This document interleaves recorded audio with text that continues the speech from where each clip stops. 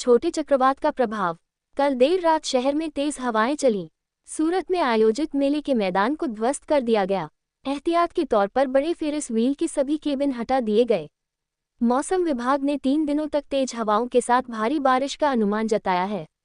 ये सुनिश्चित करने के लिए कि कोई दुर्घटना न हो और कोई जान न जाए, मेला मैदान को बंद कर दिया गया था। ग्रीष्मावकाश के लिए सूरत के अथवा लाइन्स में मेले का आयोजन किया गया है। આપનું નામ? દીપક વસાણી। ચકડોળના કેબિન ઉતારવામાં આવ્યા છે, કારણ શું? કારણ એટલા માટે હવામાન વિભાગની આગાહી છે અને ત્યારબાદ અમને સ્થાનિક તંત્રની સૂચના મળી હતી કે ભાઈ એના હિસાબેથી થઈને બધી પાલખીઓ ઉતારવામાં આવી છે, બરાબર, અને બીજા ચકડોળની પાલખીઓ ઉતારવાની કામગીરી ચાલુ છે।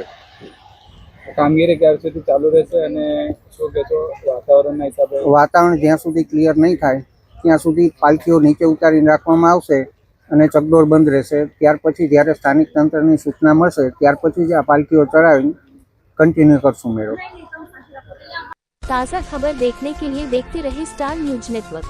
जय हिंद, जय भारत।